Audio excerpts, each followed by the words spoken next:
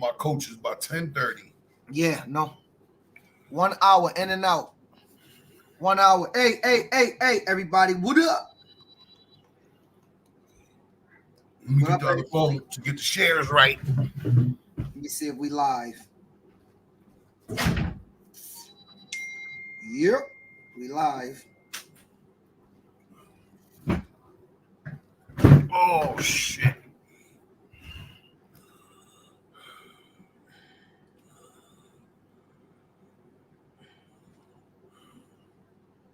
Let's have some fun with it.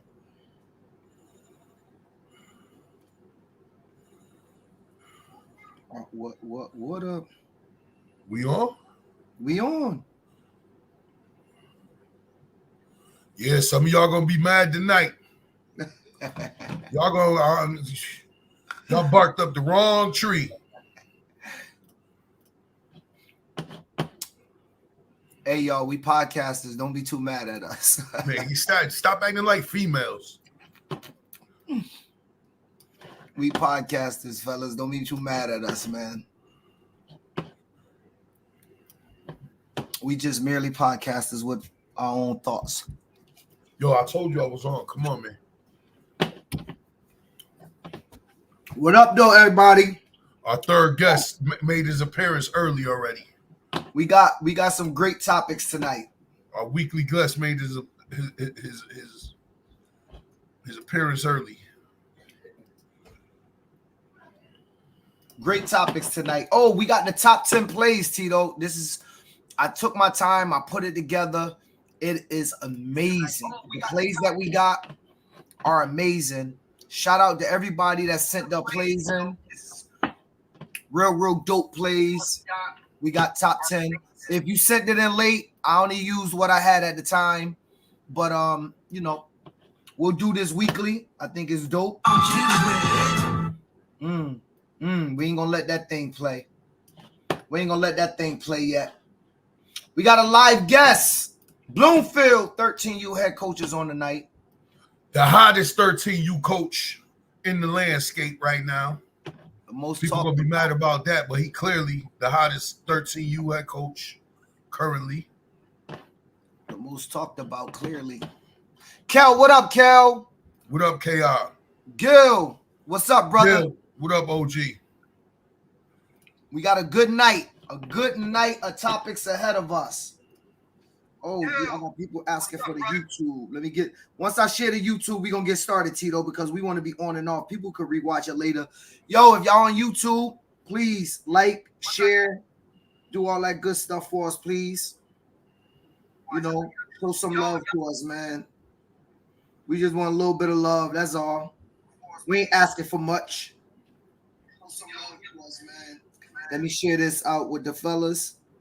And then we will get started because it's going to be a good night for the podcast, a good night for everybody. Boom. And let me share it too. Okay. All right. All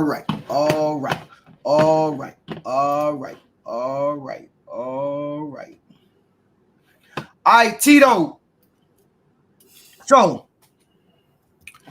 first topic of the night. Nate, what up? What up? Sean, you still out there asking for games, man? Sean Noble, what's going on, brother? We losing 6 hours away. Play y'all, man. I don't think he realized they 6 hours away. Tito, first topic of the night. And I want to start it off with this. This is a quick topic. We only going to have an hour show for y'all. It's a lot to get through, so let's just get through it fast. Being great and wanting to be liked. So, I'm not going to hold y'all about what this topic was about.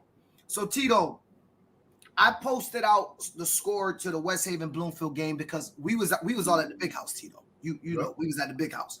And people were calling us, texting us, yo, this is going down at West Haven Field.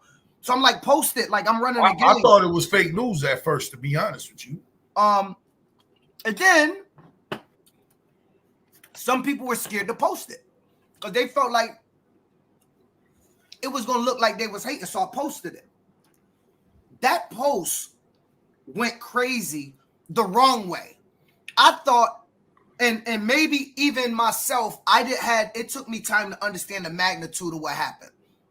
So let me tell you, before I get to the magnitude, let me say this. To the West Haven fans, to the West Haven people out there, listen to me. You do not get to beat teams 4 or 5 years in a row. You were the number 2 team in the country, at least in our eyes, in New England. We needed to embrace that because it made us feel good to have a team that talented in our region.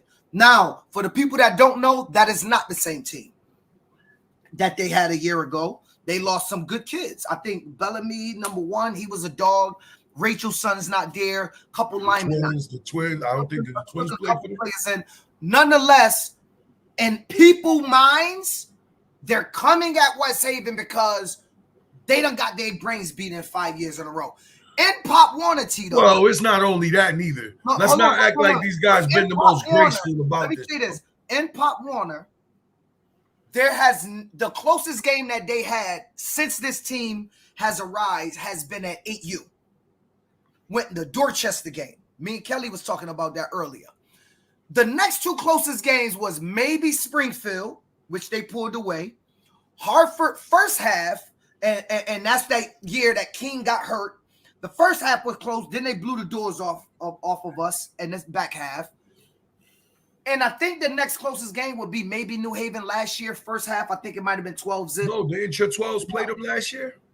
We did not play last year. Oh, okay. And so nobody really been close to this team. And so for the West Haven people out there, I want to say to you, it wasn't hate that people were talking about the win and blowing Bloomfield up and talking about them. If this was a college game, the field would have got rushed. It was that monumental. I need them to know that their team was that monumental to the Pop Warner landscape, in New England especially, but still nationally. And that's a good thing. And they need to embrace it. I mean, you had theories going out there that I gave Bloomfield kids so that they could win. Like, yo, first of all, y'all need to understand something. I'm only rooting for the Hurricanes. I don't care about nobody else. I'm not going for no Bloomfield. My 13, you're going to slap them or need to slap them in 2 weeks. Whether they're going to do it or not, who knows? But we got one of the most talented teams this Saturday. I'm a Hurricane guy. I'm a program guy. I'm not a team guy. I'm not a one-team guy. I don't root for the Hartford 13 or the Hartford 9, top to bottom. And so because people don't go for you, it don't mean that they're hating on you. The 49ers and the Cowboys don't sit around clapping at the TV when the Lions is winning or losing. None of that. Right? Hey, yeah, well, you know, Bree, we root for y'all, the Route 8 boys. That's only because the Canes ain't in town, though. Yeah, in the spring. The spring, y'all own the show. For y'all. But no, I'm serious. I felt like they felt like they were being attacked and hated. Not really the coaches, because I know Rick don't feel like that's what no, I know, and that's the thing. I can see if it's Rick, fans I'm talking to. I want them to understand if it's Rick jumping out in front of these things.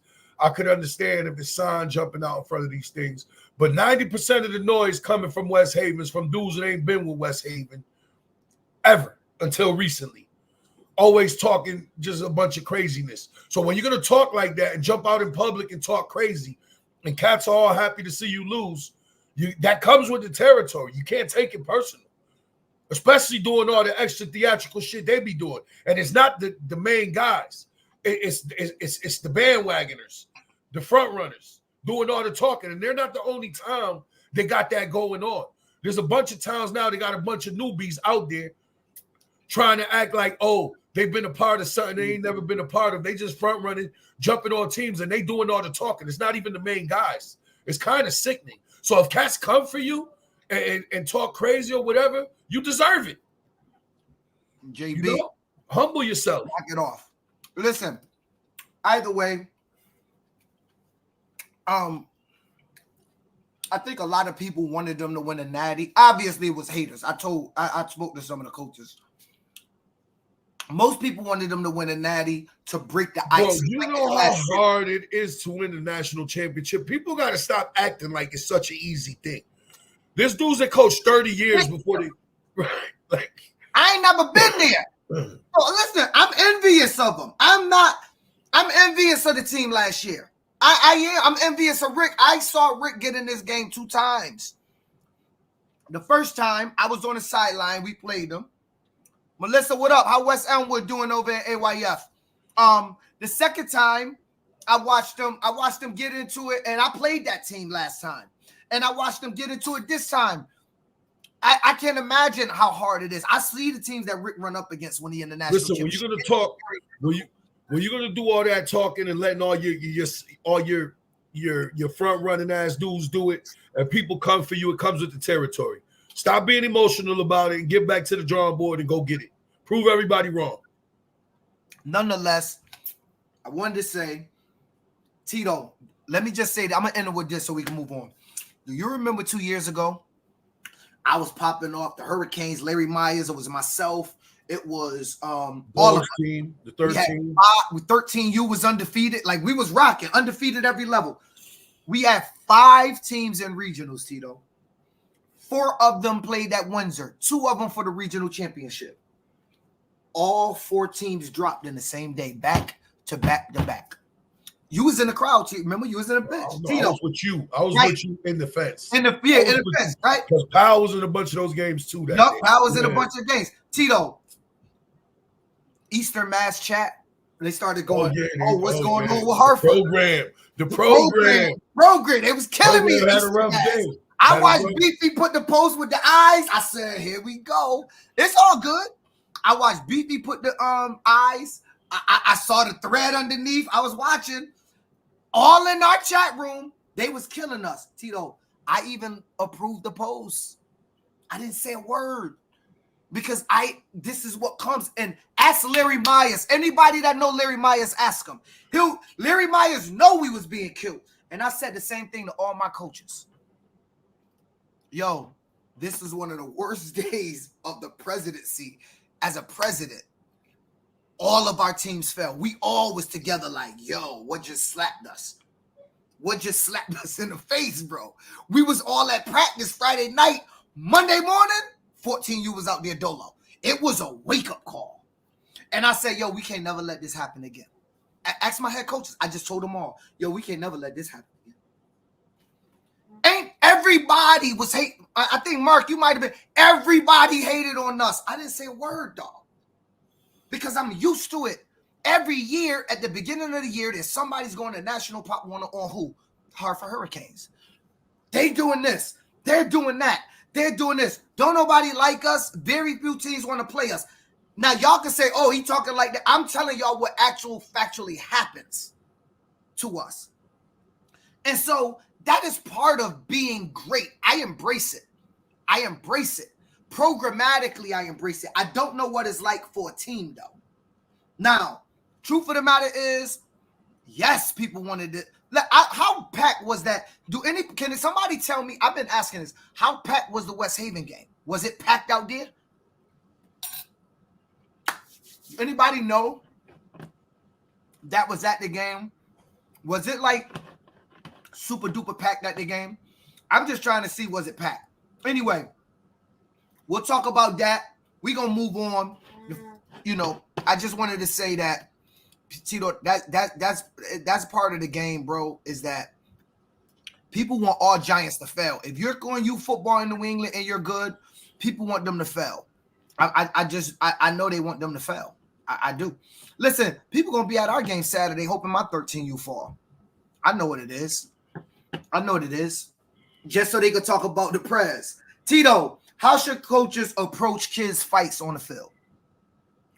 We talked about this before, man.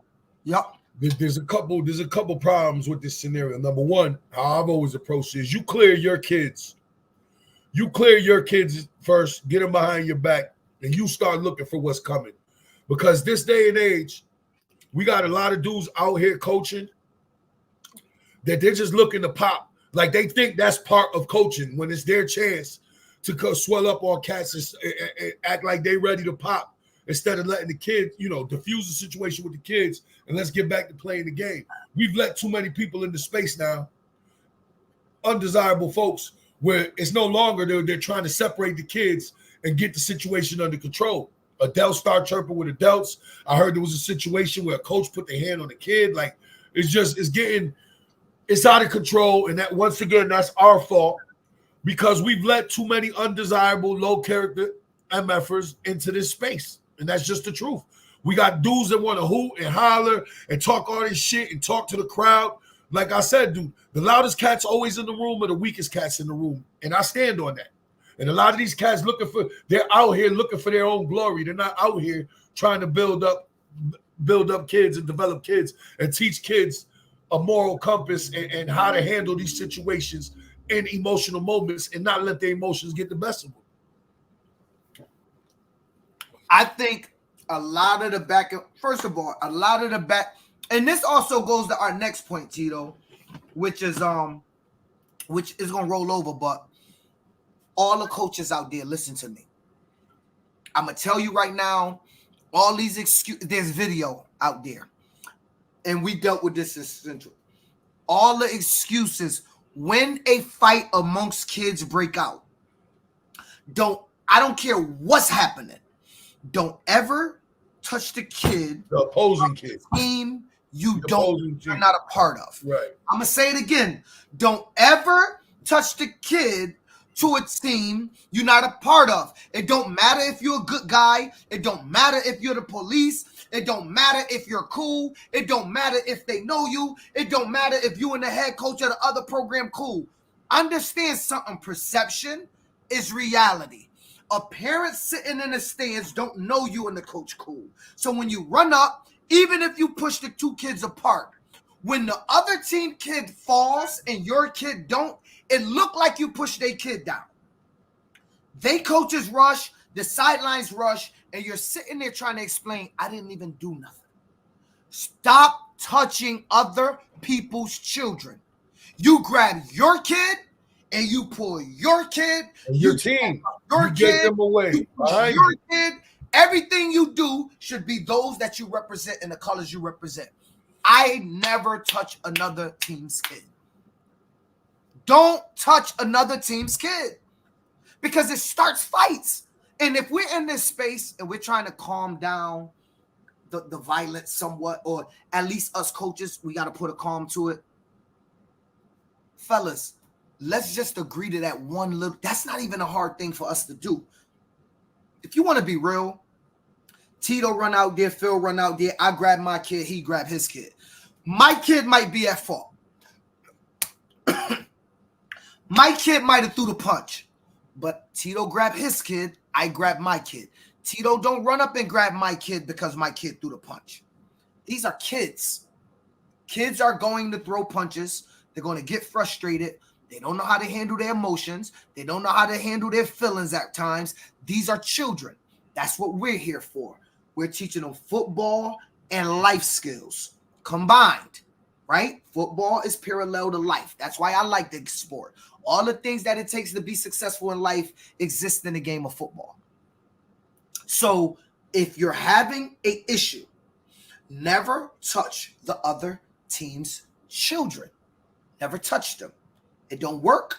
It's not helpful. It only leads to more and more issues. So Tito, that goes especially in the space. Hold on, especially in the space where we got cats that think it's their duty to pop off because they got a platform to do it. So they want to show everybody how tough they are.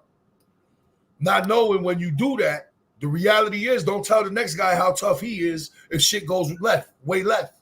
You get what I'm saying? It's just a bad precedent all the way around, and we need to try to avoid it at all costs, if possible.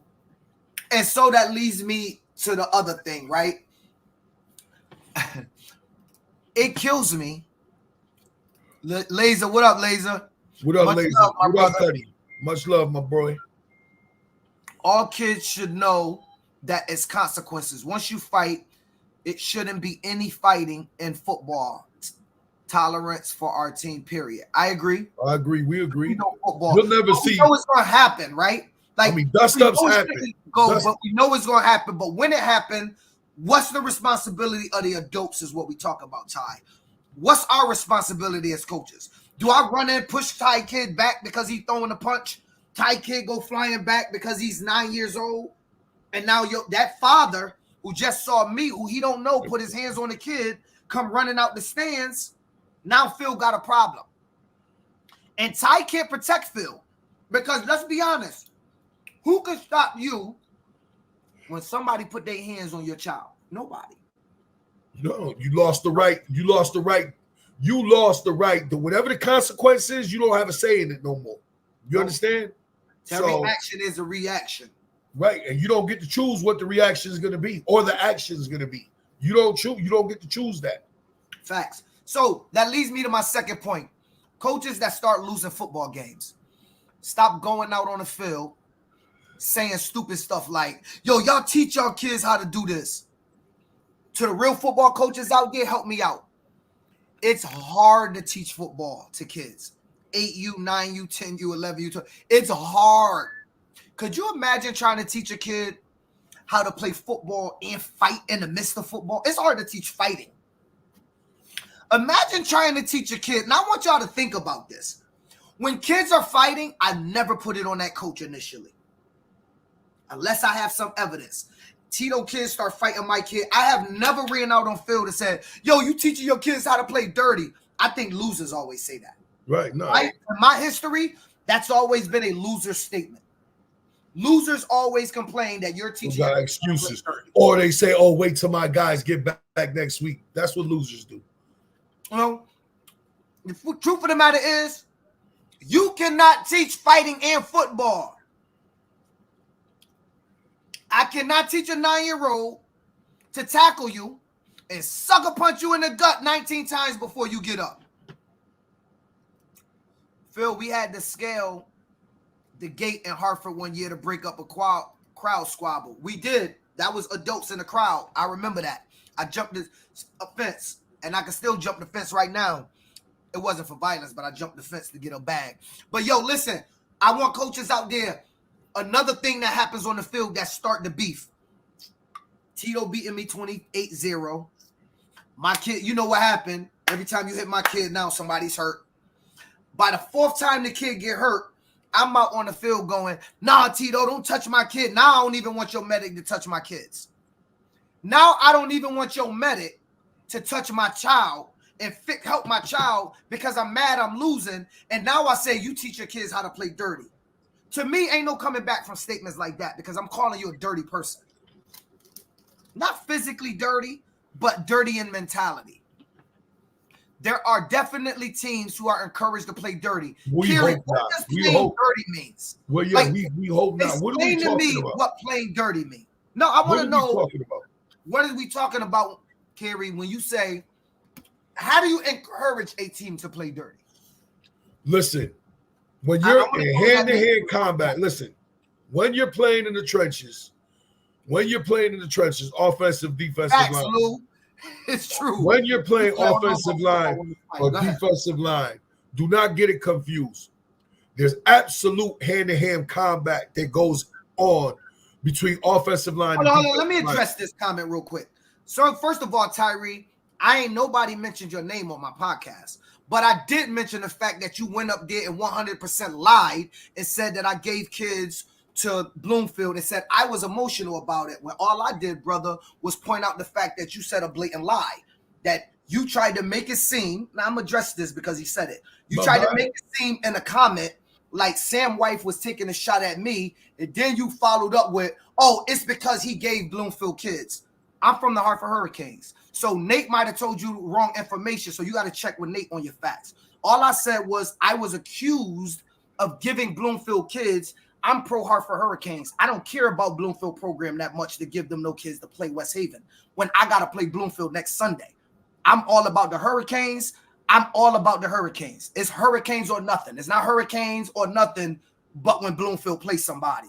I mean, we played Bloomfield in the playoffs last year. I put up, 40 points on them. I don't have no love for nobody else wearing no other color when the Hurricanes is playing them. So I don't know what you was told, but that's what the conversation was. Hurting kids on purpose. How do you hurt kids on purpose? Well, if you pile on them after plays, I mean, this is what she's talking about: grabbing their face mask, hitting them out of bounds. I mean, you think hold on, kids. The second part I don't agree with. Kids is gonna talk, bro. As much as we try to keep them disciplined, kids are gonna be kids, and some of the talking stuff we don't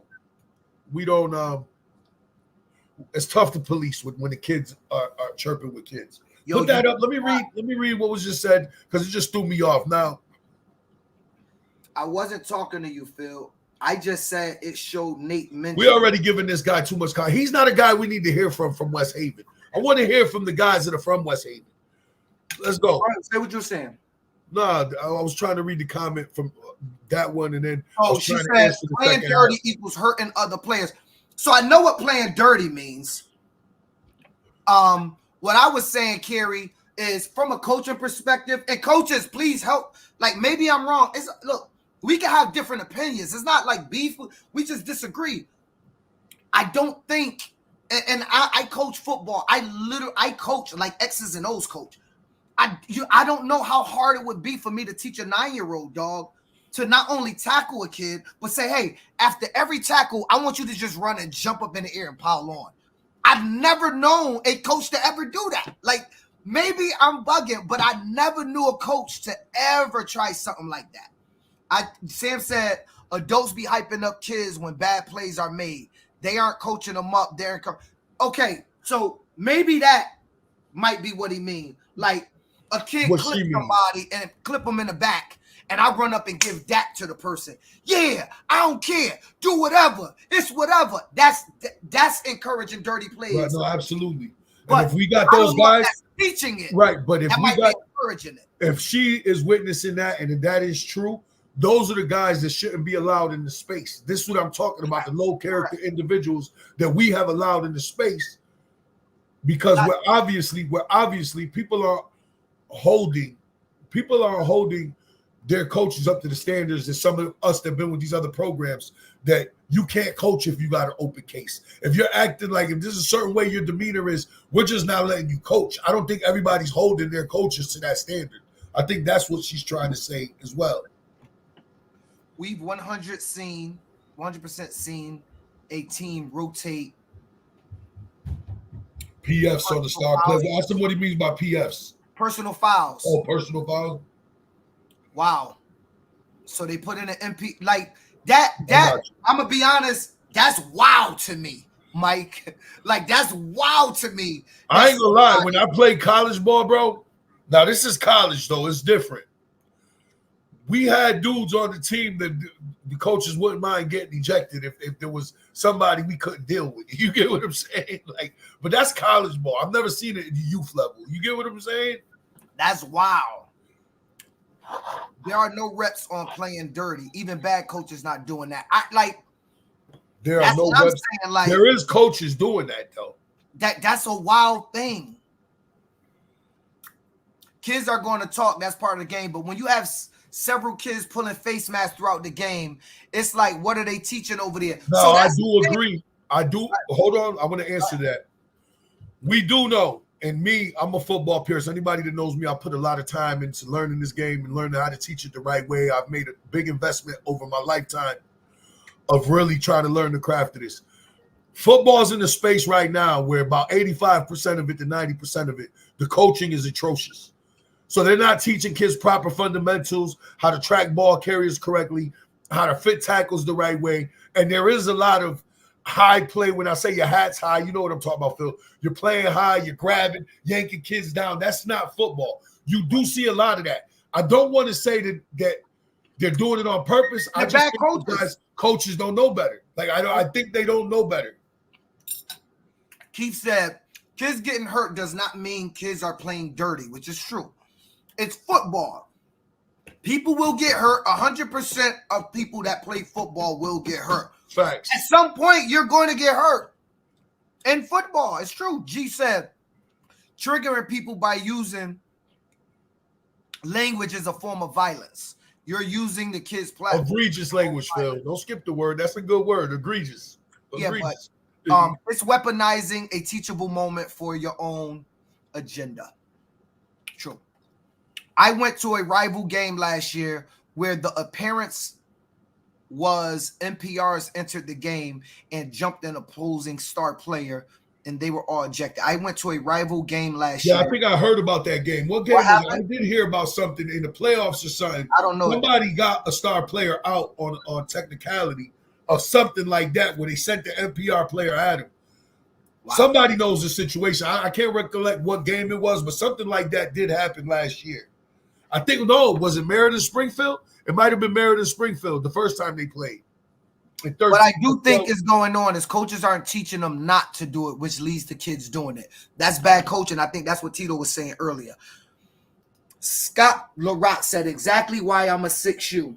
I teach first generation. The first generation play the right way, the safe way. True. That matters. Some coaches just want to hear helmets pop and think big hits football and never played a down in their life. Yes, it was. Jessica, are you saying it was that game? 12U, yeah, Meriden Springfield. Yeah, 12U. I don't know if it was in the championship or the first time they played, but I heard about something like that happen. That's wild, yo. That's wild. So anyway, Tito, my whole point was, how do we get this space? Matt, what up, Matt? How do we get this space back to Matt? Where it's less violence? Where, listen, I was talking to somebody, Tito. I think we got to weed out. I've said this many times. We got to weed out the street cats. Like, listen, there was a time we was all that, that way, or there's a time in your life where you're that way. But this ain't the place for it. If you're trying to live out that lifestyle here, this ain't the place for you. And I'm glad to see that there's certain people that, that I know for a fact that went this way with their programs and they haven't won a game this year because these guys aren't football coaches. They're there for all the wrong reasons, for the hooping and hollering and everything. And I think that after this year and a couple of years, we're going to see them phase out. But I think we got to do a better job of scanning who we got, who we're letting into this thing, and who we're letting mentor these kids. And I think that goes for all of us. I'm not saying me, you, your program, our pro. I'm saying everybody got to do a better job of recognizing what you have, trying to teach and mentor these kids and develop these kids, and do a better job of learning how to coach, basically. I think we need to start giving kids unsportsmanlike penalties like college. If they get 2 or 3, they're gone. The coaches would be – that's already happened, Joe. Yeah. And you football, if you get 2, you kicked out the game. So, and if you get kicked out of that game, you're suspended for the next game. So that's already happening. All right. So yeah, I mean, my point to all of this was, y'all, is that if just these 2 things takes place, we can bring the temperature down a little bit. I think we got to do it. If kids decide to have they ripple, we grab our own and we pull them apart, regardless of who at fault. Let's figure that out later. First thing initially, let's stop the BS. I talk to my kid, you speak life into your kid, then you and I come together with no problem with each other. Don't matter if your kid touch mine or mine touch yours. The fact of the matter is me and you didn't touch each other, so what we mad at? We letting kids rile us up. Calm that down. Number 2, if fighting is taking place, I will make no assumptions that you're telling your kids to fight my kids. It may be true that you're doing it. The initial assumption shouldn't be that after one time. Now, all the other stuff y'all talking about where y'all said, you could see when it's clearly targeted. That's something else. Games should be stopped. Take your kids off the field. Get on a bus. Go home. Who cares? You're probably winning when that's happening because very few winning teams want to be dirty. Like, winning teams don't want to be dirty. So accountability, you want to fight, suspend the player some games. They're suspended for 2 games. But they get that stuff from adults too. They see adults going at it. And that's what I'm saying. That's what I'm saying, Ashley. We got to do a better job of who we're allowing to mentor these kids and coach these kids every day. You got to think. No. She's saying something bigger. She's saying coaches need to look at their conduct online. Oh, absolutely. That's all part of it. Is part of that's not even at the field. That's part of creating a culture. The guys that are doing it online, I'm gonna keep it real because the guys that are doing it online ain't even worthy. They don't have the body of work to be doing it. It's all look at what I'm doing. You ain't even like that, cuz with the coaching shit. Like that's the problem. There was a post this week where somebody beat somebody 49-9. I'm not gonna point nobody out, but he's like, oh, putting people on notice. Hold on, that team been beat by 40 3 weeks in a row. What makes your third? Off the top of my head, I know 5 or 6 better teams, and you're talking about putting people on notice. That's part of the problem. The online social media hasn't helped none of this. We know that. We've talked about that many times. Social media has given everybody a voice, and even the wrong type of people a voice. Yeah, that's true. Unfortunately, I'm always a self-reflecting person, and I sometimes question. And me and Tito talk about this personally, so I'll put it out there, so y'all can take y'all shots at us because I don't take it emotionally. Trust me. I sometimes question whether our platform cultivates that culture. Right, I've said it we too. talk about that all the time. I think we let too many of these posts through that gets negative in our chat. Like I deleted posts this week. Right. That started. Well, we cleaned it up. I cleaned it up 3-4 years ago, but I mean, it sometimes it's good for the forum, but at the same time, what do we read? We talk about like, what did we really do? You know what I'm saying? Sometimes it brings energy to the forum, but it brings the wrong type of energy, because when people start confronting people, that's where the problem, because you don't know. Once you confront somebody, it's no longer up to you where it goes. You get what I'm saying? Well, let's talk before that.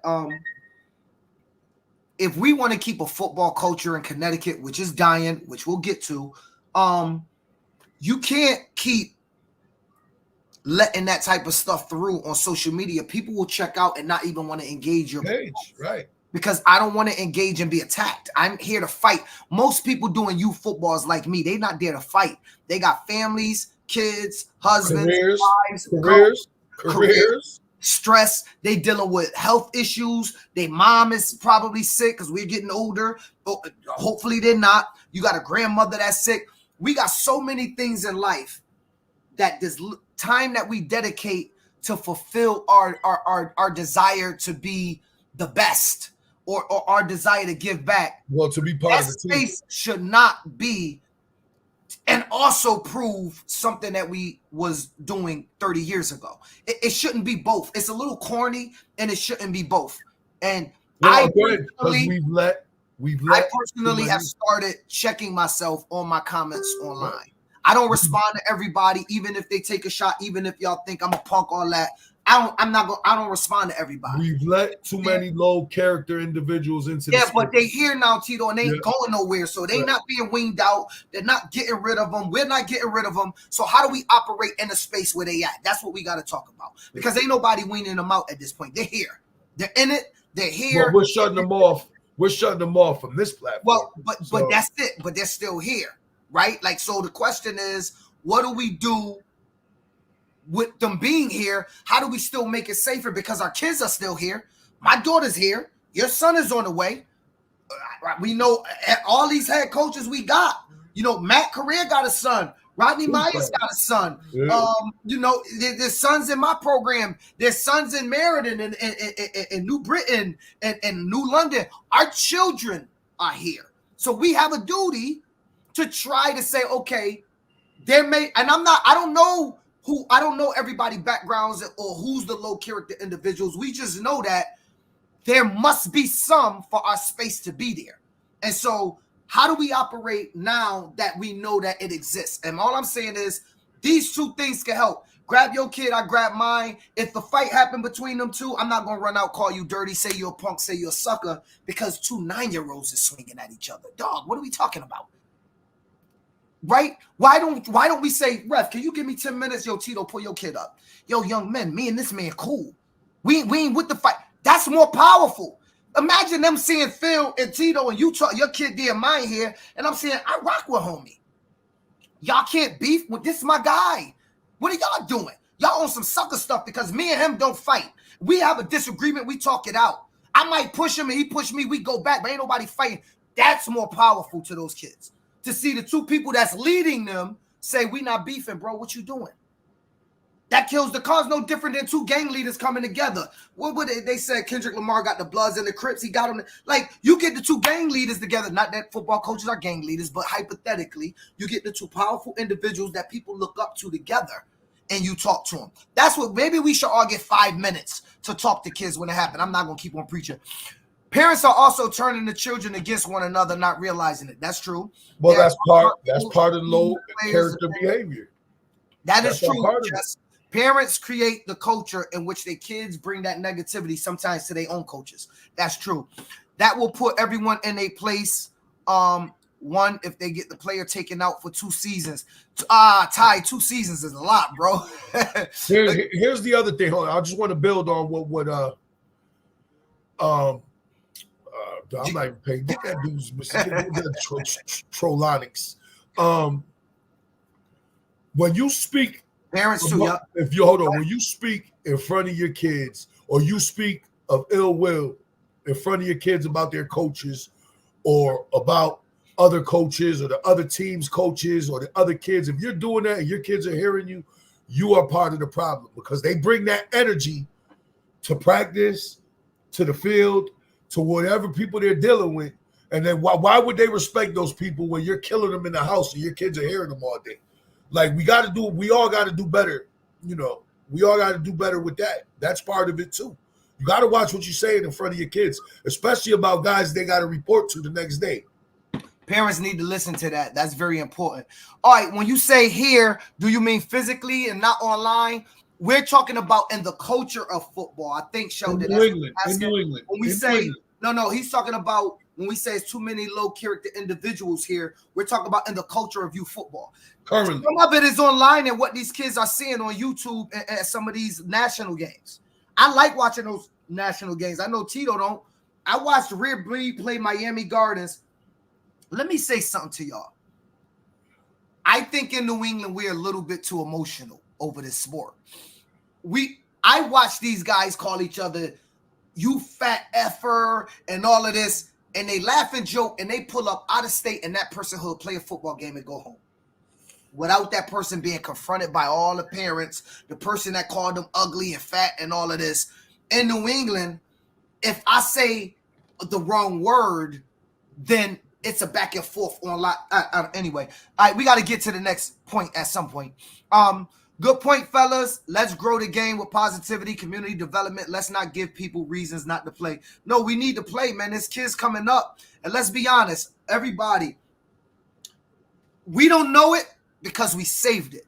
But there's a kid out there that would have probably been stabbed, shot, hit by a car, something else, had they not been with one of us in this community. So you always know when you lose the life, you'll never know when you save it, unfortunately, in what we do. So, it becomes somewhat of a thankless job at times, but we all volunteering.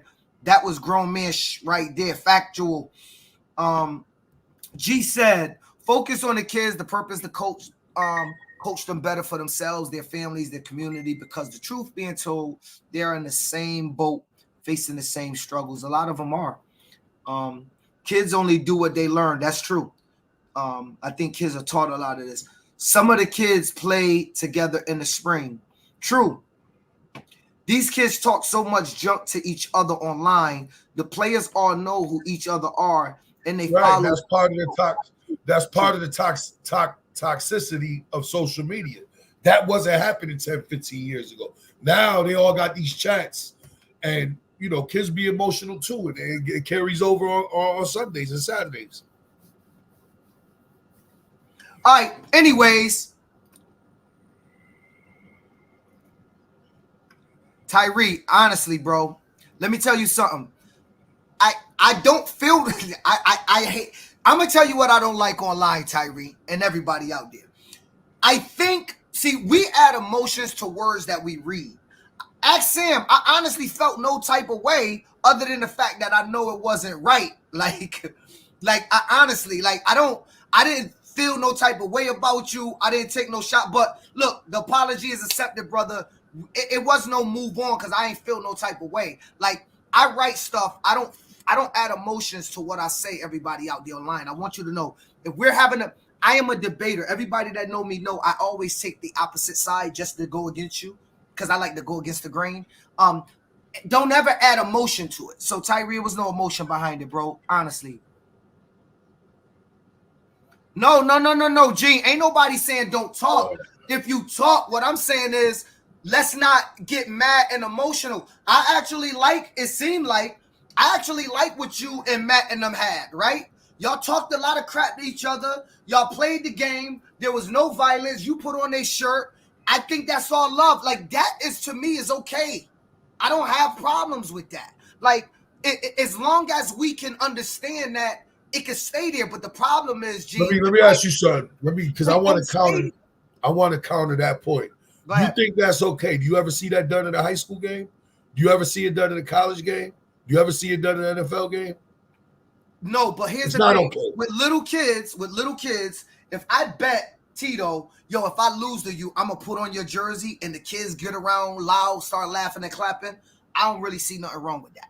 That's my personal opinion. I don't really see nothing wrong with that because I think that's the problem with the space. Acting like we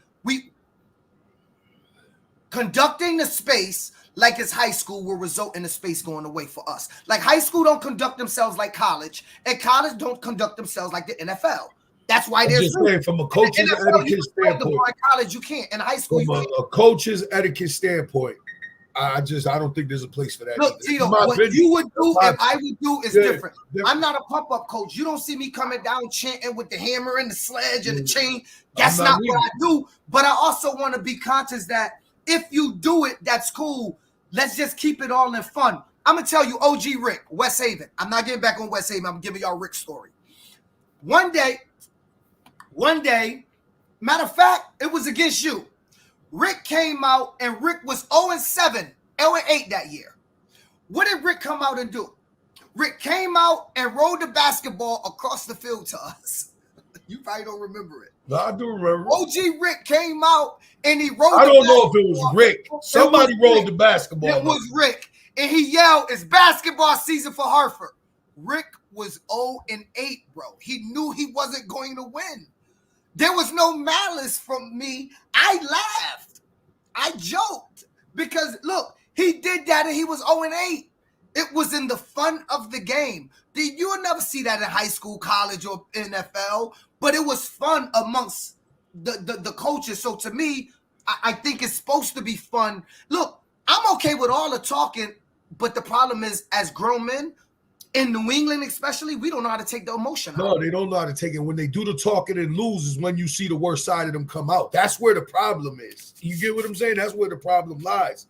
When you do all that talking and you lose, now you feel like you got to pop because you lost. Like you're letting the emotions of what happened.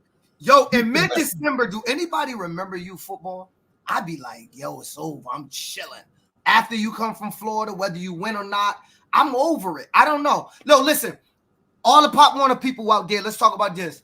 I know y'all remember the times in our chat room. Go back and look through the pictures when I lost the Dorchester, I lost the Mount Hope, and they used to put like my face on like the fishing rod with Barkley and them saying, "Oh, Phil, you almost had it." Like, dude, it's been memes of me since like 2018. This is new to everybody.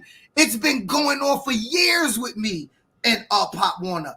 I used to let it through the chat back then. Like, I used to post it. The first All-Star game. All the memes was of you when we got swept. Game, they was memeing me up. When we got swept. To me, it's fun because I'm learning as a man how to be more in control of my emotions. You know what I'm saying? And that's why I decided to get baptized, brother. Let's keep going. All right, hey, that's the same thing as being a pizza. Yeah, but the pizzas you're not seeing, you know what? Oh, betting a pizza. Sam, I bet pizzas. I bet I tried to bet you a pizza. I thought that was the right story. I think the NFL should incorporate the turnover chain. Don't they do that? The NFL don't have turnover chains? I think they do. All right, y'all. Are y'all ready?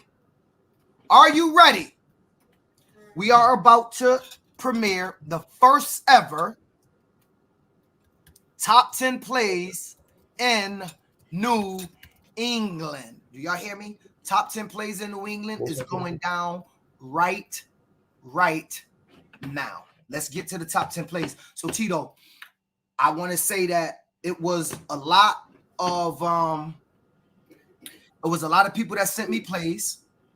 I don't want nobody emotional over the plays. I ranked them. I told you your inbox going to be on fire tomorrow. Somebody going to feel slighted because we can't handle this type of shit in New England. I can care less. Hey, top 10 plays, New England.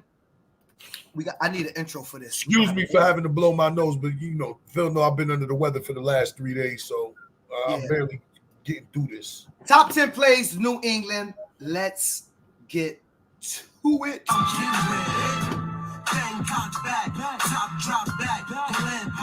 At 10, Desmond Lyman, AU West Haven. Listen, watch this, Tito. Watch the move, Tito. Watch this. He popped it. But Desmond got walked down. Look at the run. Desmond, take off, son.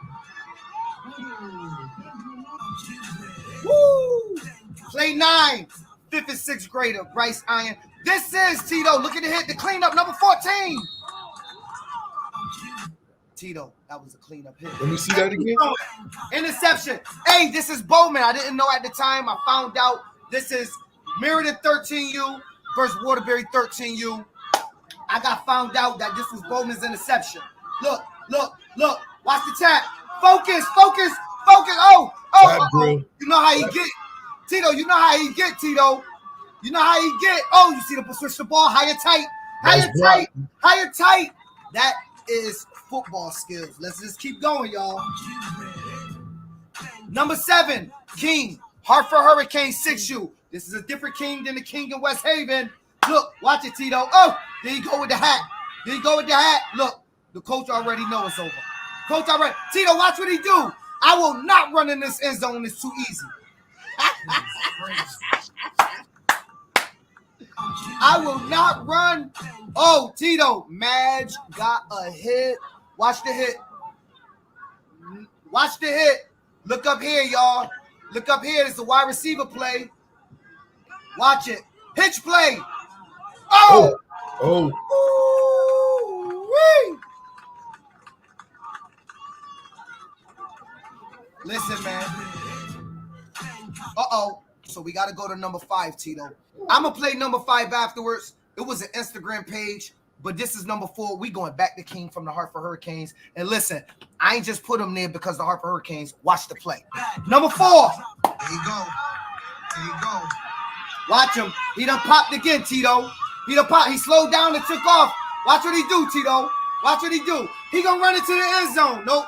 I'm not running into the end zone. Look at this.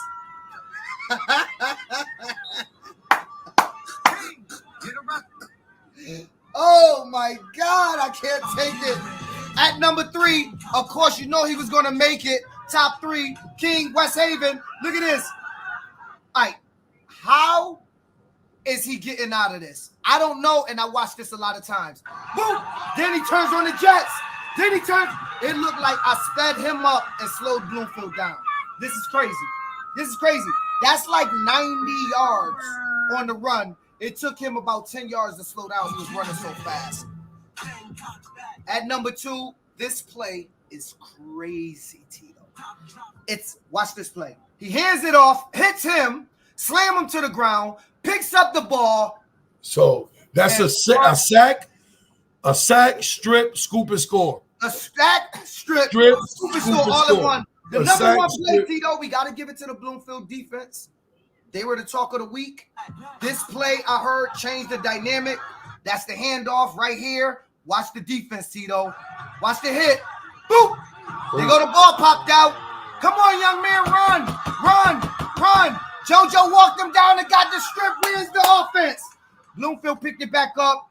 They returned it back down to the 25. You missed play 5. You got to go back to play 5. I will go back to play 5. Again, it's an Instagram. We're going to play that.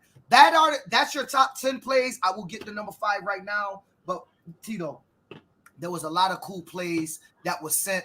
If I missed it, y'all, listen, if y'all got top 10 plays up and coming week, make sure you send them to me. Let me get to that 5th play. It was an Instagram. Please don't send me Instagram pages. I want to be able to put it in to the system, download the file. I prefer you to send it to me. Let me try to find it. Tito, I know I had it. All right, here we go. It's Frank Gabriel, Tito. That's who it is. Instagram. Let me share it. Let me call it up. Let me call it up before I share it. It's a great run, too. Great run by the young man. The fact of the matter is it just happened to be not in boom. Here we go. It's kind of little because it's on Instagram. There you go, Tito. But I think he got walked down. Oh, look at the move, T. Look at the move. That was a good move by the Who was that against? Where's he from? Hamden, right? Where Frank Gump? Let me see. I'm gonna tell y'all right now. Frank Gabriel from Ham. I think he was from. It looked like it was Hamden. Let me find out. Yeah, we got. I mean, when you send those clips in, put the team he's playing for in the age group so we know. He's 11U. 11U from Hamden. Yep. 11U from Hamden. Frank Gabriel, 11U from Hamden. That is your top 10 plays of the week. That, you know, shout out to all the kids. Those plays were crazy. You know. Oh, he's on New Haven, 11U. Oh, okay. Oh, he's on New Haven. My bad. The clip that he sent had I think that was that New Haven right there. Oh, he from New Haven. I apologize. Jackson Gabriel. My fault. Got you. Frank sent it in. Please, though, future reference. Yes. Please send the name, team, and age group, please. Government name if possible. So we know kid getting the right type of props. Yes. All right, Tito, before we bring on a live guest, last topic that we have for the day, because we need to get off soon. And it's a good topic, Tito. And I think it's something that we need to let everybody know. We got rankings. We got to do the rankings too, bro. I got rankings. All right. Need everybody to know. Local schedules on a national track, AYF Pop Warner, is over. Over. It's done. Over. Now we're tired of beating this horse in the head. It is over. There is no more local scheduling if you want to play on a national track. You got to pick up and be willing to travel about 2 hours. At least 2 or 3 times a year is looking like, for sure, if you want to get a decent schedule. So if you're not willing to travel 2 hours either direction, Rhode Island, Mass, New York, there's no guarantee you're getting a game schedule no more. There's no guarantee. The suburbs have completely frozen the inner cities out. It's never going to come back. They have made their statement. They are not taking the games. They refuse to show up and play the games. Until we get our thing together, we're going to be traveling. So stop crying about it. Stop looking for ways around it. Stop saying, well, we won't go there, but you can come here. Everybody's going to have to do it if you want to schedule. That's the bottom line. I'm not going to beat a dead horse. Let's get the rankings. AYF, your rankings is up first, fellas. I got the rankings from Justin Cotton. Let's get into it. 13U rankings straight from Justin Cotton himself. Top 10 New England. Lynn Rams, you're sitting at number 1. Springfield Tigers is sitting at number 2. They got the Hartford Hurricanes this weekend at 7 o'clock at night. Should be a good one. North Middlesex Patriots. What? In the big Meriden Raiders. You at number 4 at the big house. Yes, it's going to be good. Worcester Vikings. Wow, big win. CLCF Chiefs. The upset win over Dorchester Eagles, Tito. Big win. That was another huge upset this weekend that nobody really talked about. That was huge. Fairlawn Cardinals over Warwick Power. They're always tough. I'm shocked. Who are the North Middlesex Patriots, though, before we go any further? I don't know who that is. How are they up there before Meriden? I need to get the knowledge. I got to talk to Cotton tomorrow, find out who are they and how are they number 3. Fairlawn Cardinals, like we said, Mount Hope Cowboys took a loss to the Lynn Rams. Dorchester Eagles took a loss to the CLCF Chiefs. Bless you. And Norwich Wildcats, I heard they got some running backs out there, but they took a loss to the Springfield Tigers, which isn't a shocker. I heard that Springfield team. I mean, we've seen them before, right? Didn't they play West Haven? It's not in order, so we're going to go to the next one. 11U, you're up, 11U. Let's talk about it. New Grand Power Raiders, 31 zip over Springfield. I don't think nobody scored on it. Ain't nobody touching them this year. No, ain't nobody touching Florida. Hey, pencil them in. They're going to Florida. Hey, book your flights. Stratford Bengals. Whoa. They lost to the show. They lost to the show. Yeah, 11. But I was going to tell you, 24. When we get to 12, I think Stratford put the show on the clock. Well, wait till we get to 12. They lost. Oh. They lost. Worcester Cowboys, 35 to Nugget over the Wildcats. Wowzers. Central Falls Panthers, they put the CLCF Chiefs on the clock. North Attleboro Stars, tight game against Eastern. Mattapan, woo, good game against Meriden. That looked like a dogfight. Dorchester Eagles clocked CLCF Chiefs. Franklin Panthers Blue, 30-0. Mansfield 32. Norwich Wildcats, 35 Nugget over Elm City. That's New Haven. Tito, let's go to 9U.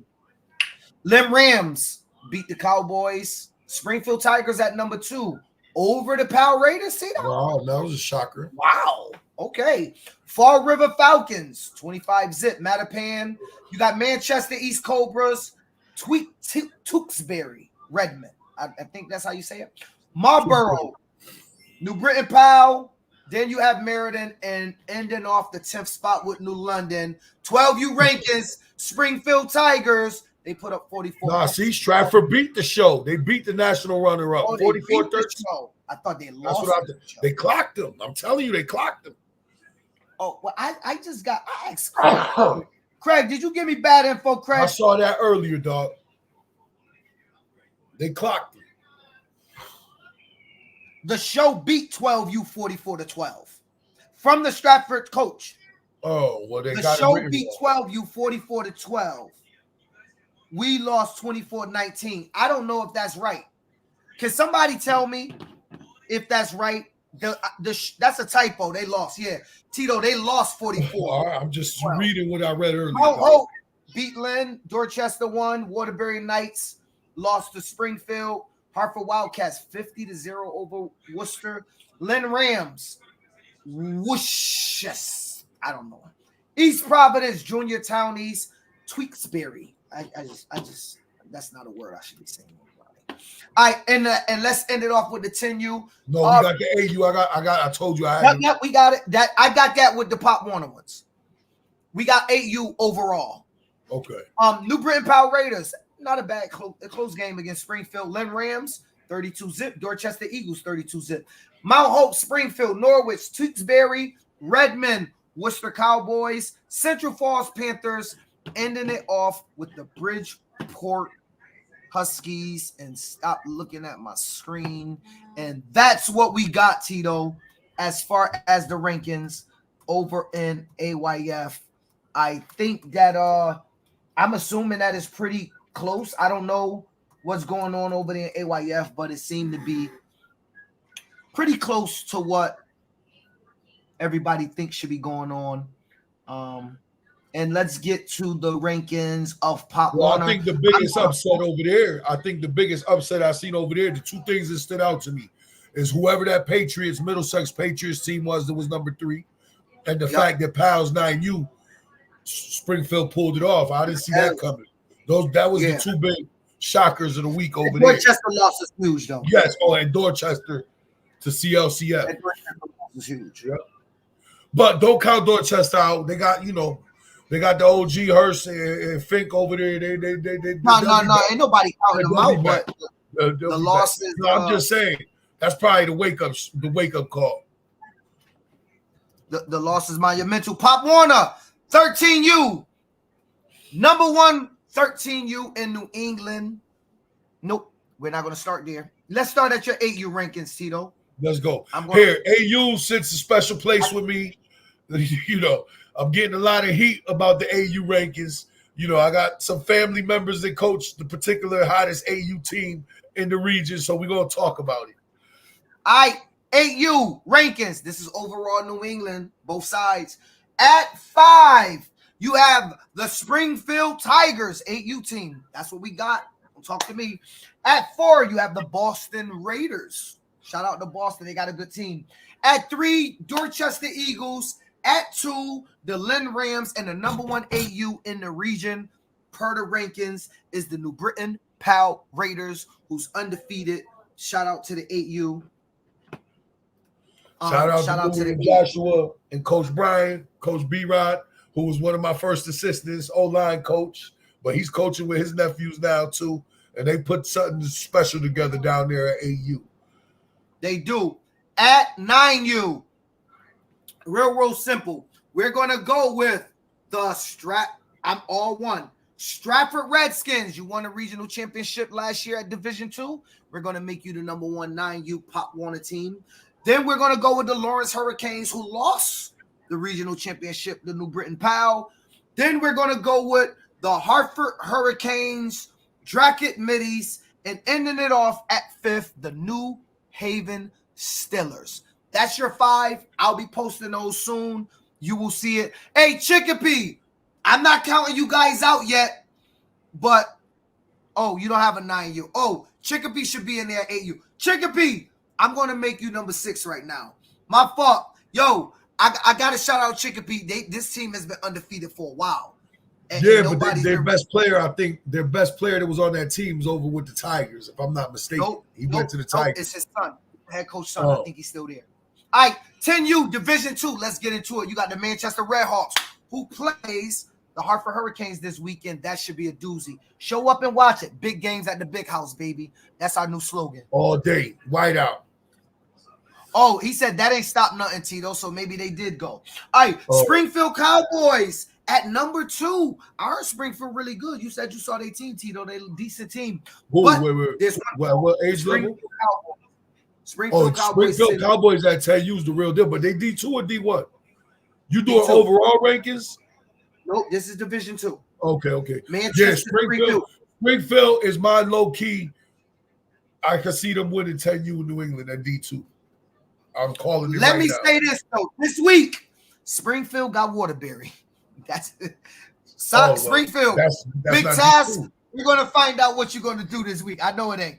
And that 3, we don't really know. Northern and Risma keep their stuff on Smash. Northern has no information out there, but Risma do. I'm going with the Edgewood Eagles, who had won their first game. I don't have no real concrete info, but it's Edgewood, so we're gonna go with that. 10U D1, number 1 team, Waterbury 10U. Fell to PAL by 6 points in the last 30 seconds last year in the regional title. PAL's not there. It's only right Waterbury solidifies the number 1, and they got big dogs. No, they very at number 2. Rodney Myers is trying to stay low. You're trying to stay below the fray, Rodney. Not going to happen. All eyes on you now, brother. Welcome to the spotlight, Rodney. Stay focused out there, boppers. If y'all don't know what that is, my favorite movie is The Warriors. I'm not even going to get into it. Y'all might not know what that is. Anyway, New Britain Junior Canes at number 2. At number 3 is the New Haven Steelers. They're undefeated. I don't know if they had any big opponents yet. I think they might have Danbury this week, maybe. Not. Boom. And then, one sec. And at number 4, your Hartford Hurricanes with 1 loss. Lost to the number 1 team, the Waterbury Patriots, but they still in the fray. Do not count them out. 11U, D2, the Dracut Middies, Carolina team, though, Tito. This team was in regionals. Actually, the whole program was in regionals last year. Played in Manchester. They got some good teams, and the boys are back in town. Manchester Redhawks is undefeated at 11U, D2. You got to give them the benefit of doubt. I haven't seen Manchester 11U, but they're undefeated. Division 1, 11U, number 3 team, Hartford Hurricanes. But this week they played the undefeated Manchester Redhawks, so we'll see early what each team got. At 2, I heard the Everett Crimson Tide Red team is the best team. So they're going to stomp the yard this week versus Malden. That'll be easy. I think it's the red team. And the number 1 team in New England, it's not even close. Well, maybe it is. I haven't seen Everett. Either way, the New Haven Steelers, they got a video up every other day. They're flashy. They're blowing everybody out. And so the New Haven Steelers, they look really, really good. I saw them play in the Soul Bowl. They're really talented.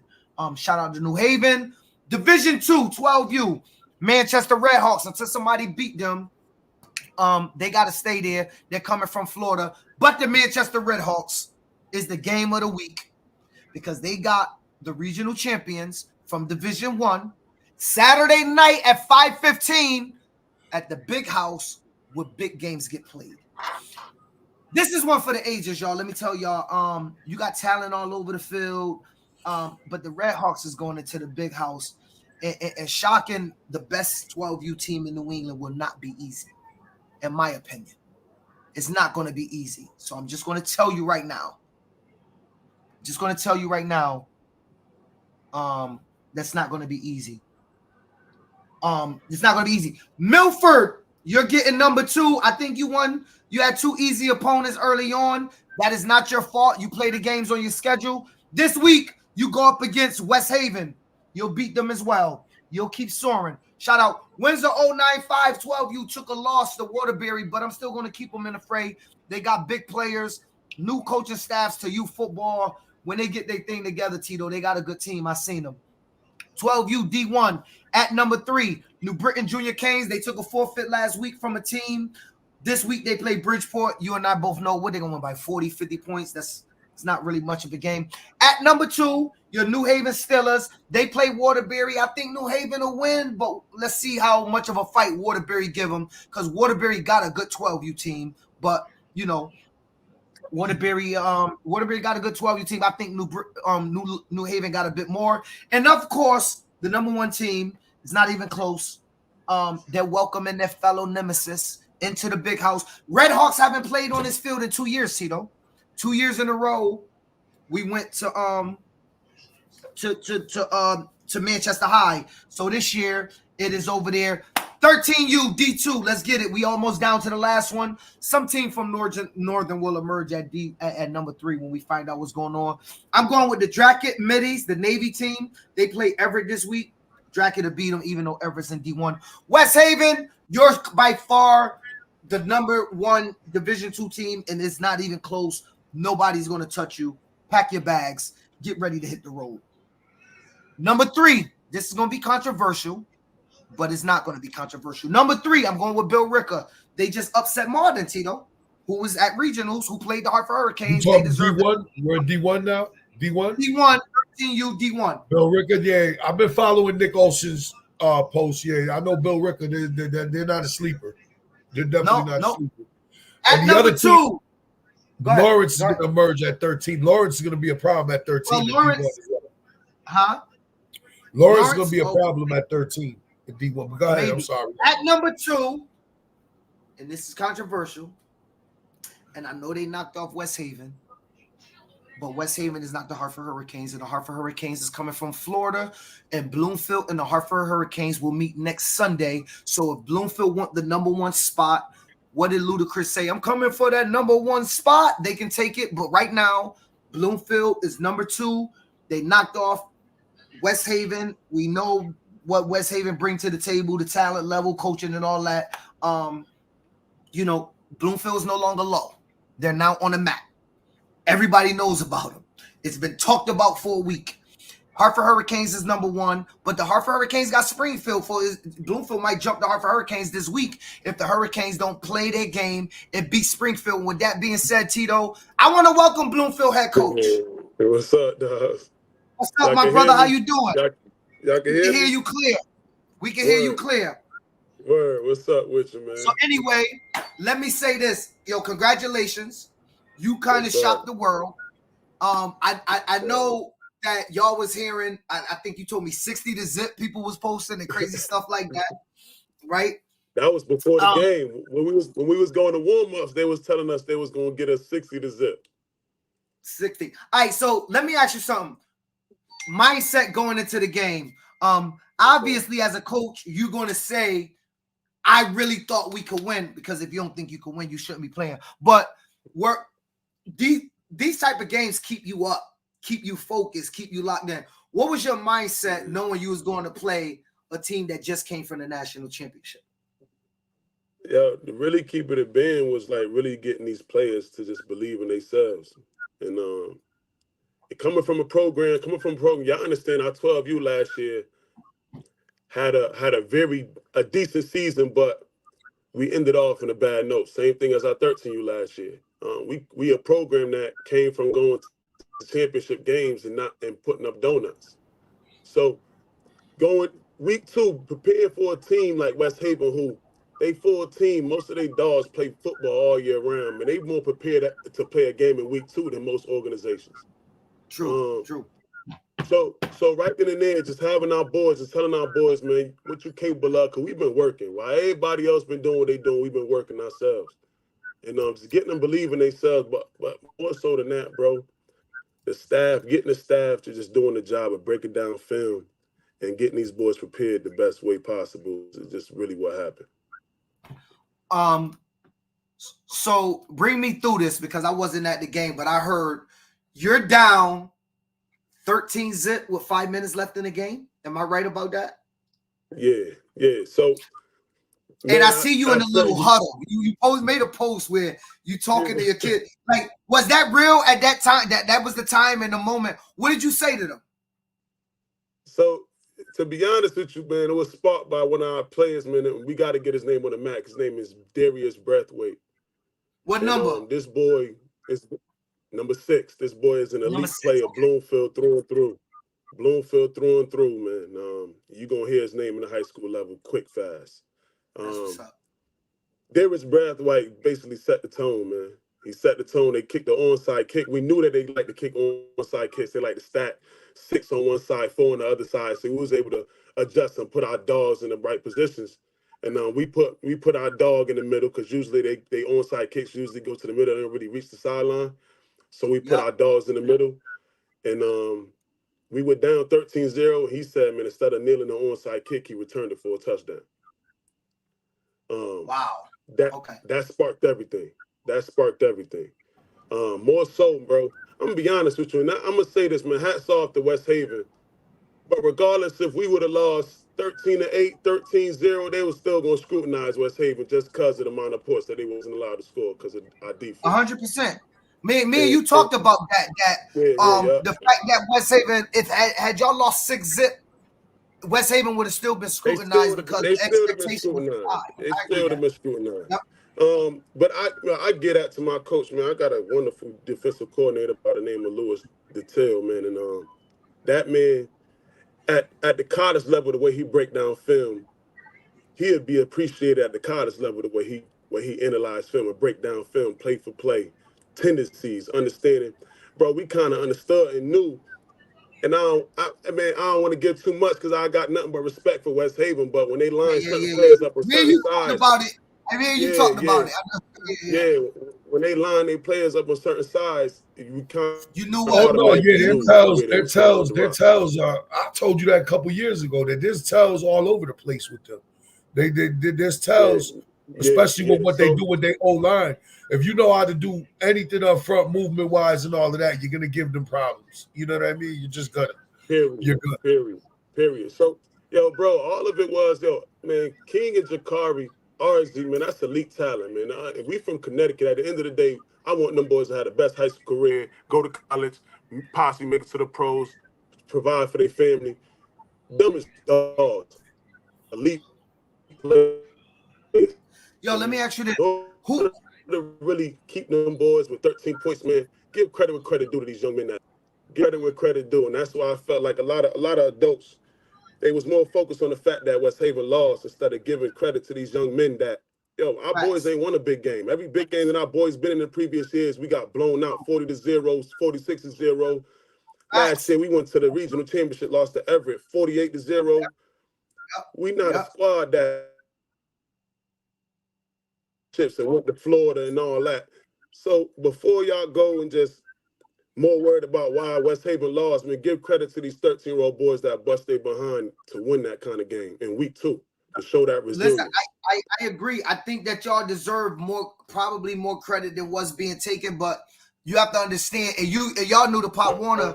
West Haven, this team has terrorized Pop Warner. Not in a bad way, but they have terrorized teams for the last 4 years in a good way. They showed up, they played clean football, not no negativity, right? You just mentioned 2 of the most elite players that we've seen in youth football in a long time playing the game. Right. And so, obviously the focus was there, and that was the purpose, me and you talked about you coming on so you could give your kids the props that they deserve, because they did hold West Haven probably to the lowest points that they've been held to. Even nationals, I think they might have scored more points against every team in nationals except the national championship than than against y'all, right? Like, so if you think about it like that, like that's what makes the game, impressive from a defensive standpoint. It's super impressive. You know what I'm saying? And so many people kept telling me, yo, it was West Haven. They lost the game. They lost the game in the last 5 minutes. The coaches lost the game in the last 5 minutes. Nobody said Bloomfield won the game in the last 5 minutes. I'll be honest. So let me ask you, when you was here, that's my thing. I'm gonna put it to you like this: any game when you got 5 turnovers that turn into points, neither one of us won that game. Neither one of us. You got to give credit where credit due, bro. They fumbled the ball and turned the ball over twice. We threw 3 interceptions. Like, that's how they got their points. That's how we got ours. Man, defense won this game. You know what I mean? That's the thing. We got to understand it. Like, yo, bro, sometimes, you get these kids, man, and they get so used to winning. A lot of these teams that win 40-0 every single game don't know how to play in the fourth quarter. And that's just the fact of the matter. So I will say this. I think y'all had one advantage. And I said this to somebody from West Haven before the game. Is kind of like what Larry Myers, and I think I might have said this to you, kind of like what Larry Myers had in the All-Star game. You had a group of kids that didn't know about West Haven. They didn't know about the aura of West Haven. They didn't know, they obviously a lot of these kids know King and the Bus, right? But they have that fear that most kids go, oh God, we got to play King and the Bus. Your kids was like, let's play. Because they weren't from necessarily Pop Warner per se, right? So they were just out there playing. And sometimes that naivety allow you to get into their mind, unlike it would if they was talking to a team from Northern, like, I got to play West Haven. There's no chance of us winning. You ain't have that mental block that a lot of the teams got. So how did you prepare for the show? Like, you concentrating on the Bus? Or did you say we got to stop King? Or was it a dual threat? Because I know that those 2 players had to be in the defensive scheme. I mean, we knew. So from my intel and from us seeing people, knew they were light on one side of the line. We knew they were light on one side of the line, and we knew we had a dog on that side of the D line. And mainly, our whole thing was stop the run, man. If you see it, bro, we sent them. Stop the run. They got to beat us through the air. And mainly, we got enough talent back there where King is an elite talent, but I got Darius. You know what I'm saying? RZ is an elite talent, but I got Jeremiah. So I believe in mine the same way that West Haven believes in. You was able to match them talent-wise, you're saying. You was able to match them talent-wise. Okay. Talent-wise. But at the end of the day, man, Jakari is his own beast. He is his own. You got to put 4 or 5 hats on him at one time. And the teams that I see that play him, a lot of them, man, they shy away. They run away. And one thing about my boys, man, yo, that they proved. And we played Chicopee first week. No offense to Chicopee, but that's Chicopee. This game, they actually proved that they got what it takes to play championship football, you know? And I go to say, yo, bro, it's a lot of people don't understand the dynamics of our team, bro. We got 3 players that, when you look on film, 7 who scored the game-winning touchdown, played offensive line his whole career at East Hartford Hornets. He never was even a running back or a linebacker. I remember you telling me you went and got kids from East Hartford. It was kids that literally wasn't playing a position that they think that they're going to play in high school. I got 3 kids that 2 of my kids, number 9 and number 7, was right guard and right tackle. And East Hartford, they my wide receivers and my running backs for me. First year ever playing those positions. So we can't take away from the hard work that these young men been putting in and the amount of grind and hours. I'm not one of them easy coaches. I'm one of them. I'm a young man, but I'm one of them hard coach that's gonna make sure that you get coached up properly. I'm not gonna have you playing positions in youth football that you're not gonna play at high school. It's not gonna happen. So you're gonna learn exactly what you need to learn to get to the next level and succeed. And that's all we about this year at Bloomfield 13. I try to stay under the radar, but that West Haven game, I think you did that on purpose, giving us West Haven that week too. So listen, I'm about to put bigger pressure on you. I'm nominating you for 13U head coach at 860. Hey yo, All-Star game. You ready for that? That's Let's tough, go, baby. Let's go. I mean, I got the dogs. I got the dogs, man. Listen, that's gonna be tough. I mean, that's a tough task. That's not. Listen, we've seen some good fall coaches, but that All-Star game exposes. I mean, so I got a little And experience. it might be at Bloomfield High. Just for the record, I spoke to the head coach. He said, "Bring it home to Bloomfield." So they said, it might be. I'm up there with high school, but I coach Brotherhood. I done had All-Star teams, and we went to Jersey and all them places. I done been there with that in that atmosphere, but man, for me, as long as my boys feel like it's something healthy, a good choice for them to make, and majority of my boys want to go out there and put in that work, combine it with a bunch of Hartford kids. I know all the kids, man. The kids love me, man. I love them too. Man, I'll tell you right now, we go out there in that 860, it might be an upset there, because you know them 203 been running at them older ages lately, man. Especially that 13U, we haven't even competed. That team has. Demeter said Phil is heating silently in the background. I see though. I think they still saying they wanted you to they swear that you wanted them to lose, bro. That's what I'm taking that as. I wasn't at the game, dog. Right. What are you talking about?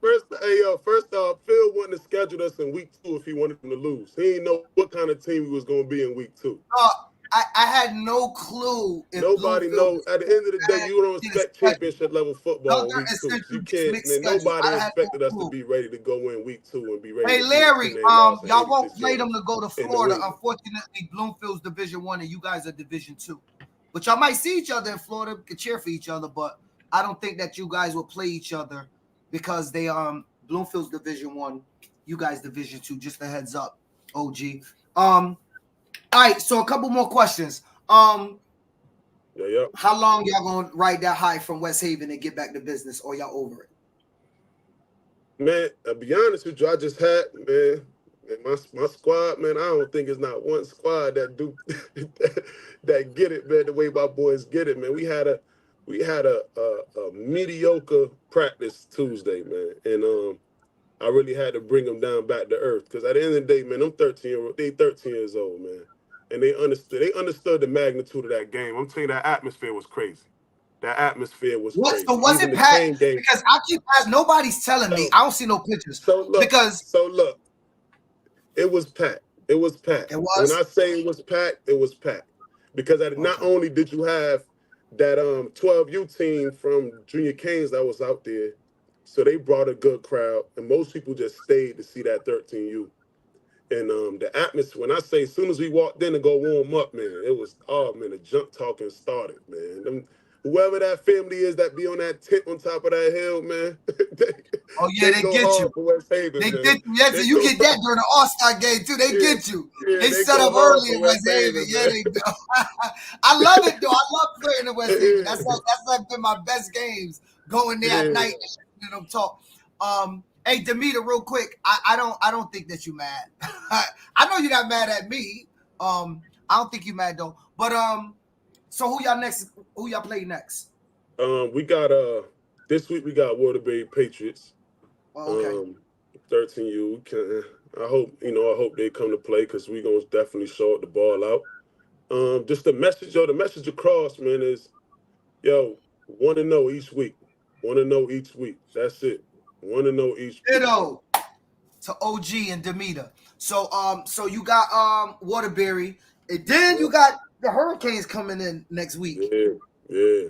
That'll be another big test for both teams, I think. That's gonna be crazy. They went to Florida. We all pulling up over there. Oh yeah, the whole program. Oh, the program is pulling up. Pulling up. I might bring the General will be in the building. People don't understand this though. We literally practice down the street from each other. Hey, just make sure y'all bring all the fans. Make sure y'all bring all the fans. Man, we already know, man. Whatever y'all bring all the fans out, because our program need to benefit from it too, man. We all coming. Yeah. We pulling up. We all coming. The whole program is gonna be there on Sunday. I think our 9U play Saturday. On Sunday, the whole Hurricane program will be at Bloomfield High next Sunday. It's gonna be a good look for the program, man. It's definitely gonna be good. And you better tell all your teams to put up a fight, not just 13U, brother. Yo, I'm gonna tell you this right now, man, all the squads, regardless, man. Trav, you good. I've been watching y'all 6. The adversity that our organization go through, just cause we in the middle of just every other organization. Yeah. And at the end of the day, man, from you got Hartford and Bloomfield gonna always have that smoke. I'm a Weaver graduate, so I grew up with that same type of smoke, unfortunately. Yeah. But this is where I got my coach opportunity, so I'm gonna own it. You know what I'm saying? Right. But y'all already know, like we in a tough spot, yo, because y'all right down the street. If we get a kid, yo, I try to get a kid to come play for me. He say, "No, I'm gonna go play for the Hurricanes." Yeah, we right down. I don't think people understand we right down the street. Like, they hear Bloomfield, Hartford, but where we practice is literally on the Bloomfield line. You walk down the street and you have Burger King in Bloomfield, like, or you know, Wendy's in Bloomfield. All right. So last question about the West Haven game before we move on. They kick off. Y'all return a kick. I see a play. It was on my top 10 list. Let me try to call this play up. I'm trying to figure out your mindset during that play because hold on. Because it was the play in which they went into a certain set, and it looked like, I could be wrong, it looked like y'all overloaded because y'all knew the play was coming. I could be wrong. Let me show it and walk me through the mindset. I kind of already tell you they went down like the wing. So they went into this set with got tight end. It looked like the tight end is here. Yep. And they got the bus on the tight end side. But it don't look like you loaded up here because I saw it. And again, this is an angle, right? It looked like there's a gap here. So I was saying to myself, their play call actually seemed to have made sense because it looked like you were stacked actually backside. Yeah, because usually come across. Usually when the bus on the short side, he runs to the wide side. Usually. Oh, when he's on the short side, he run. Okay. But, okay. I'm gonna tell you right now.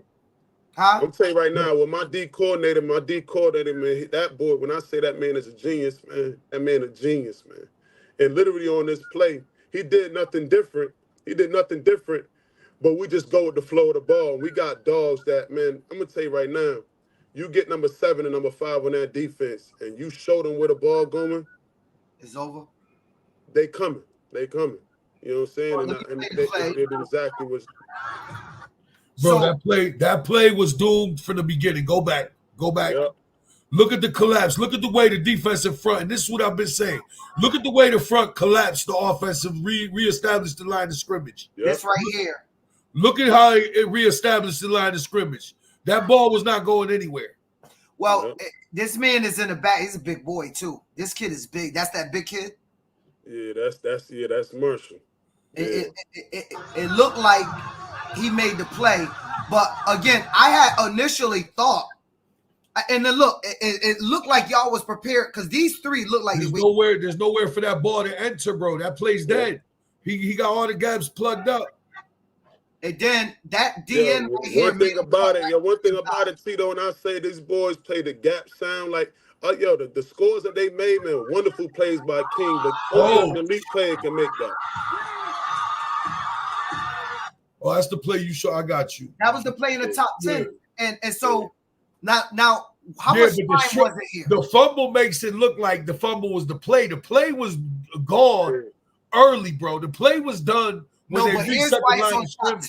Let me tell you why it's on top 10. Because what happened was if they just get tackled, Bloomfield may not get that ball back. I get that.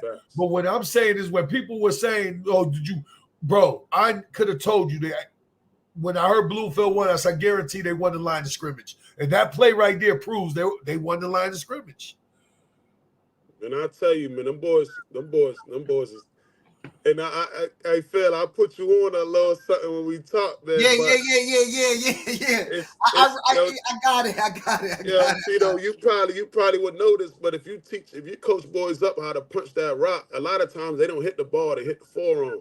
Yeah. So you do that for 4 quarters straight, and a lot of people don't want that ball in that 4th quarter. Man. There used to be other tricks that I know people used to do. Yeah, but a lot of people don't want that rock, man. And the ball, the way they hold that ball, get a little looser. And I'm not saying that's what happened to that kid. Yeah, but you guys, that particular play, I think what happened there was you had him outnumbered.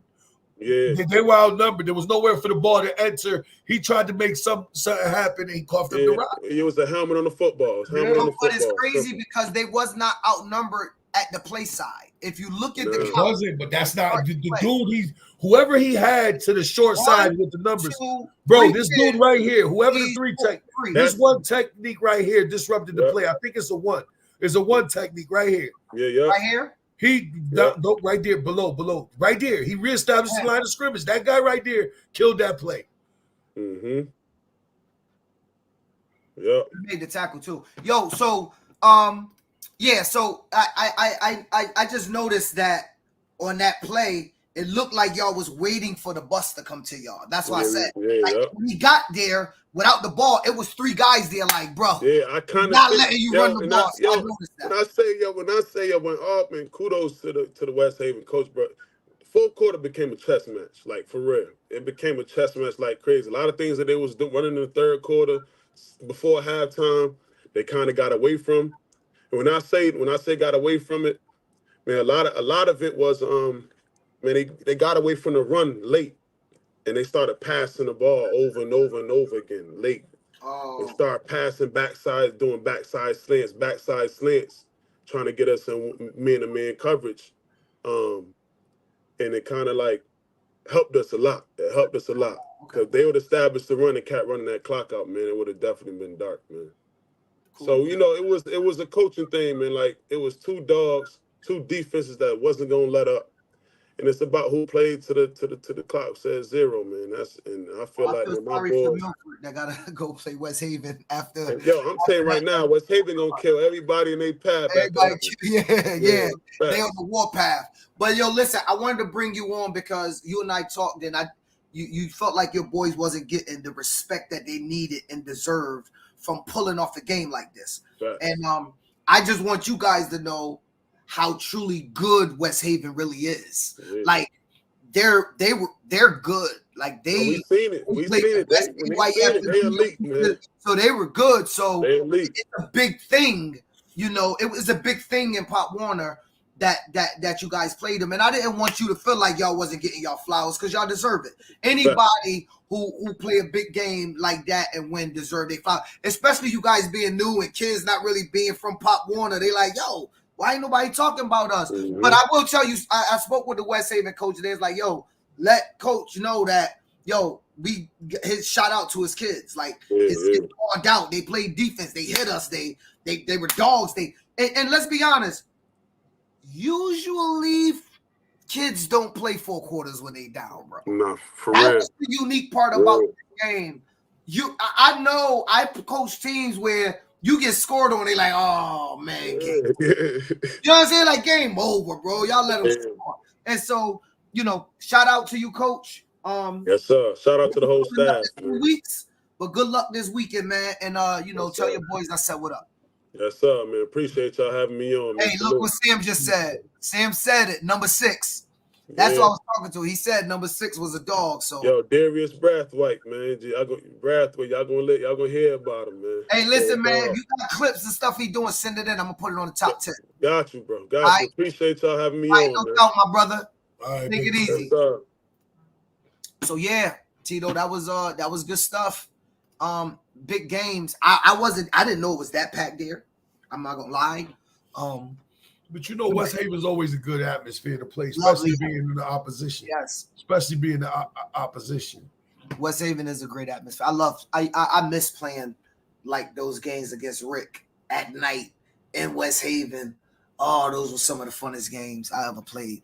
Be on the lookout for Windsor 11U Warriors. They just beat the Patriots 18-12 in overtime. Hey, Raphael, we gonna be on the lookout. Who y'all got this week, Raphael? Tito.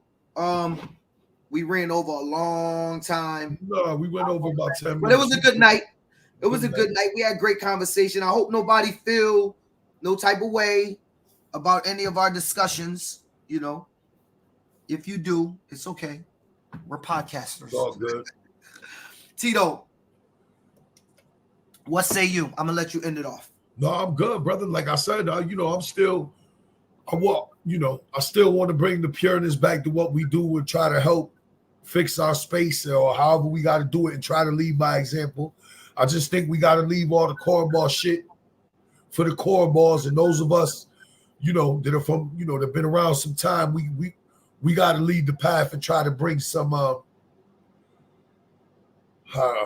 bring back the etiquette a little bit to what the space and what we do and the respectfulness and the and doing things the right way. I know it's easier said than done, but I think we need to not lose sight. It's still a kid's game. The kids got to play the game on the field. There's no place for the adults to pound their chest, hoop and holler, get online, and make it about them. There's too much of that going on, and we just need to try to, lead by example and keep trying to show people that we can have these disagreements with people and these rivalries with people, but we can still act like professionals on game day. And I'm not saying that we are professionals. I'm saying act like a professional. Carry yourself like a professional, like you would at your daily job every day. That's all I'm saying. So with that, peace to the guys on the earth. It's your boy, Coach Career, the General. I'm out. Hey, it's your boy, PH, the Prez, Mr. Above 140. And God did his thing when he made me. Remember that Lil Wayne song? Y'all can order one of these, by the way, if God did his thing when he made you. But let me tell y'all something, man. You lose everything when you act out of emotion. Please, everybody out there, stay sucker free. And it's your boy, PH, the Prez, and we are out. Great show. Thanks for tapping in.